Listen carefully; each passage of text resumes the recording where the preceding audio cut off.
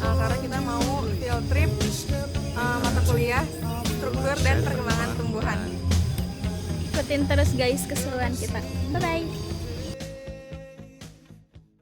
Selanjutnya adalah tumbuhan Nancy Mangera. Habitus tanaman ini berupa herba semak abadi yang tumbuh rendah, biasanya memiliki ketinggian 30 cm hingga 70 cm. Tanaman ini tumbuh tegak, kompak, dan rimbun. Morfologi batang tanaman Nancy Mangera. Tanaman Nancy Mangera memiliki batang yang bersifat lunak, pendek, dan luas. Warnanya hijau pucat atau keputihan. Di daun Nancy Mangera. Daun Nancy Mangera memiliki ujung runcing, tepinya rata, pertulangan daunnya menyirip, dan pangkal daunnya tumpul. Warnanya hijau pucat hingga hijau tua. Morfologi akar Nancy Mangera. Akar Nancy Mangera memiliki tipe serabut dan menyebar di permukaan tanah. Selanjutnya kita akan membahas tentang tanaman hanjuang merah. Habitus tanaman ini adalah Semakatoperdu yang bisa tumbuh sampai dengan ketinggian 3 meter. Tanaman ini tumbuhnya tegak lurus ke atas dan memiliki banyak cabang. Tanaman ini biasa digunakan sebagai tanaman hias yang biasa ditanam di rumah. Kemudian kita bahas morfologi batang tanaman hanjuang. Batang tanaman hanjuang itu tegak, silindris, dan tidak berkayu keras. Warnanya kecoklatan hingga kehijauan dengan permukaan licin dan ruas-ruas yang jelas. Batangnya cenderung ramping tapi cukup kuat untuk menopang tajuk daun yang rimbun. Kemudian selanjutnya kita bahas morfologi daun hanjuang. Daun hanjuang merupakan bagian yang paling mencolok dari tanaman ini. Daunnya berbentuk lancet panjang dengan ujung meruncing dan pangkal yang menyempit. Daunnya tersusun secara spiral atau roset di ujung batang. Warna daun hanjuangnya itu merah, sangat khas, yaitu merah keunguan, merah tua, atau kombinasi merah dan hijau.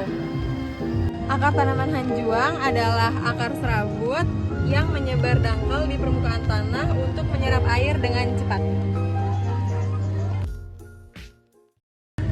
Selanjutnya adalah tanaman pepaya. Tanaman pepaya merupakan tanaman herba berkayu semu yang tegak dengan memiliki tinggi 3 hingga 10 meter.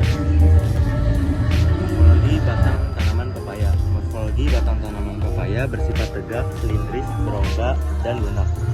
Berwarna hijau saat muda dan berwarna keabu-abuan atau coklat kehijauan saat tua.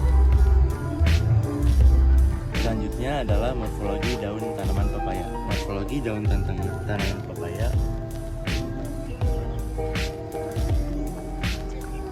Morfologi daun tanaman pepaya dengan ujung runcing, pertulangan daunnya menjari, kemudian pangkal daunnya menyempit dan membentuk pangkal tangkai daun atau petiolus, dan tepi daunnya itu berlekuk dalam atau bercangkap menjari. Kemudian akar pepaya adalah akar tunggang yang dalam dan kuat. Ini ada morfologi batang pada tanaman petai Cina atau lantoro. Batangnya itu tegak, silindris, dan berkayu. Ia biasanya permukaannya itu kasar, lalu dia memiliki warna coklat keabu-abuan hingga coklat ketuaan.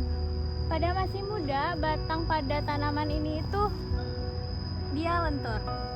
Nah, habitus tanaman ini tingginya bisa sampai 5 sampai 20 meter. Bagaimana kita merawatnya aja. Terus manfaat dari tanaman ini adalah sebagai peneduh. Selanjutnya ada akar pada tanaman petai yang memiliki akar tunggal yang membentuk bintil akar atau nodul. Selanjutnya ada morfologi daun tanaman petai, yaitu menyirip ganda, manjemuk menyirip ganda, daun-daunnya kecil, lonjong, dan simetris, berwarna hijau segar.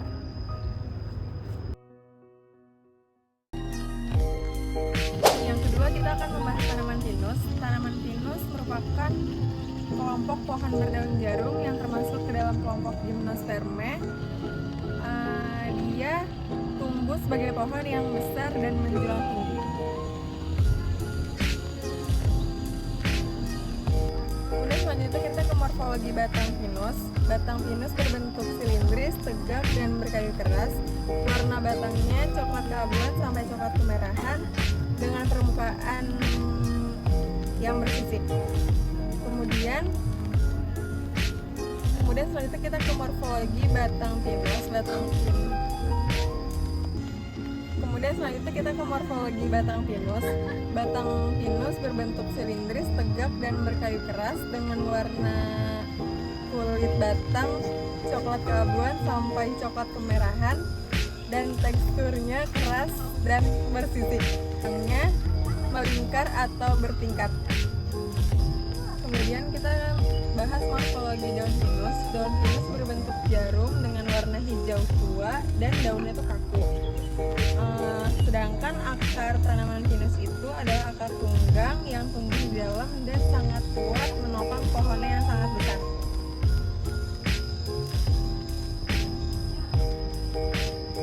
Percabangan batangnya tersusun secara bertingkat atau melingkar.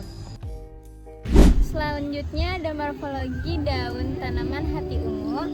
Dia berbentuk lancet memanjang atau pita. Warna daun bagian atas hijau tua hingga kehijauan, sedangkan bagian bawahnya ungu pekat. Yang menjadi ciri khas tanaman ini, permukaan daun licin dan mengkilat dengan tekstur agak tebal dan kaku. Ini morfologi batang pada tanaman hati ungu. Batang hati ungu ini cenderung tidak terlihat jelas karena tertutup oleh pangkal daun yang menumpuk rapat. Batangnya berbentuk silindris, lunak, dan berair, serta tumbuh mendatar atasnya pada akarnya bersifat serabut tanpa modifikasi khusus apapun. Jadi yang pertama kita mau mengidentifikasi tanaman pucuk merah, yaitu habitus perawakannya semak dan perdu. Dia tumbuh tinggi lurus ke atas. Selanjutnya morfologi batangnya. Batangnya berkayu, terus dia warnanya coklat kehijauan dan dia bercabang-cabang. Batang pohonnya berfungsi untuk menopang daun dan bunga. Tanaman pucuk merah merupakan akar tunggal yang kemudian akan berkembang menjadi akar lateral untuk menopang tumbuhan. Kita akan lanjut ke morfologi daun. Di sini daunnya meruncing, tepi daunnya rata, pertulangan daunnya menyirip dan pangkal daunnya tumpul. Warna daunnya oranye kekuningan.